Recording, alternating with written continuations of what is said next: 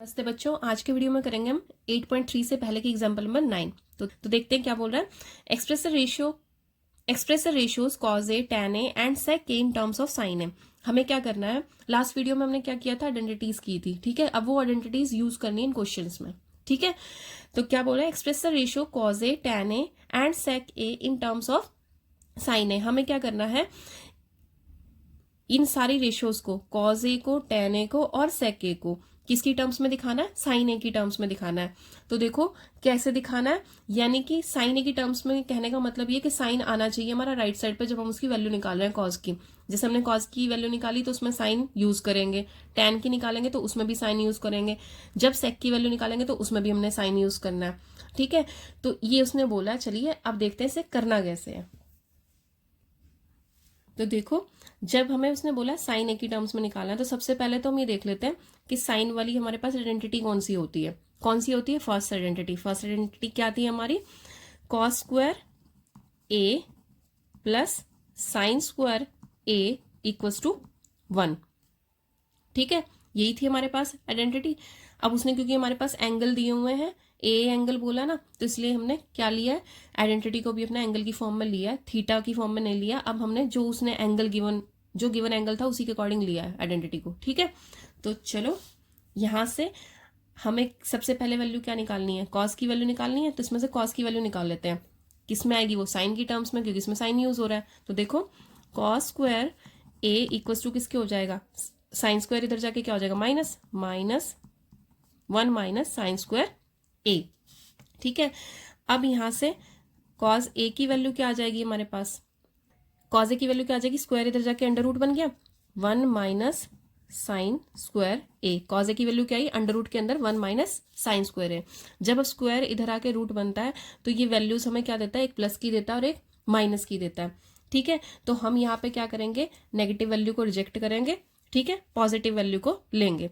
तो क्या आ जाएगी हमारी, कॉस ए आ जाएगा हमारा √1 माइनस साइन स्क्वायर ए। ठीक है, क्लियर है यहां तक। ठीक, तो चलिए अब ये आ गया हमारा, कॉस की वैल्यू आ गई, फर्स्ट वैल्यू आ गई। पहली वैल्यू क्या निकालने के लिए बोली थी कि कॉस की वैल्यू निकालो इन टर्म्स ऑफ साइन। ठीक है, तो कॉस की वैल्यू आ गई किसमें, साइन की टर्म्स में। चलिए अब दूसरी वैल्यू क्या निकालनी है, टैन निकालनी है, तीसरी निकालनी सेक। तो अब टैन निकालते हैं, सेकेंड निकालेंगे टैन ए। अब ये देखो टैन ए क्या होगा।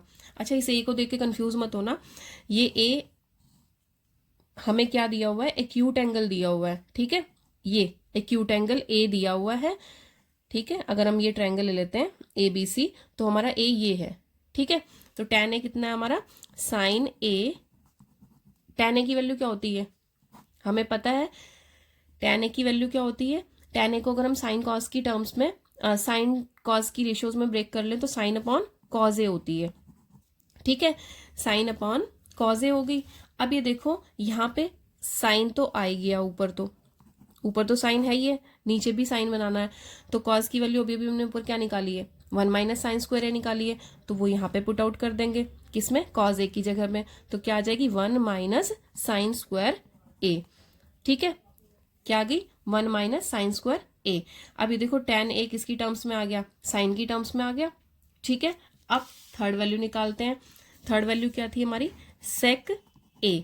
अब सेक ए क्या होता है, हमें पता है एस किसका अपोजिट होता है, सी का अपोजिट होता है ना। तो क्या आ जाएगा, कॉज, यानी कि 1 अपॉन कॉज ए के इक्वल होता है, 1 अपॉन कॉज ए की इक्वल होता है। ठीक है, कॉज ए की वैल्यू हमने अभी निकाली थी, जो ऊपर पुट की थी वही यहाँ पे पुट करेंगे। तो क्या आ जाएगा, 1 अपॉन कॉज ए की वैल्यू क्या आ जाएगी, 1 माइनस साइन स्क्वायर ए। ठीक है, तो अब जो हमारी सेक की वैल्यू है वो क्या आ गई है, सेक की वैल्यू क्या आ गई, 1 अपॉन 1 माइनस साइन स्क्वायर ए।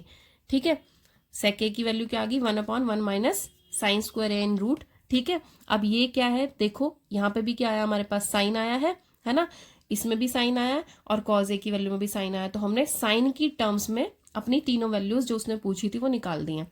ठीक है, क्लियर है।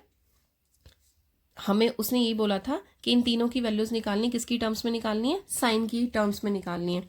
तो क्लियर है यहां तक। ठीक है, चलिए अब ये क्वेश्चन हमारा कंप्लीट हो गया। अब यहाँ तक आपको इसमें कोई भी प्रॉब्लम है तो आप पूछ सकते हैं। ठीक है। बाकी इसकी प्रैक्टिस बहुत ज़्यादा कीजिएगा, क्वेश्चन इंपॉर्टेंट है, जितनी ज़्यादा प्रैक्टिस करेंगे उतने ही वाले क्वेश्चन आपको क्लियर होंगे। सबसे पहले इसके लिए क्या लर्न होना चाहिए, हमें ट्रिग्नोमेट्री आइडेंटिटीज लर्न होनी चाहिए।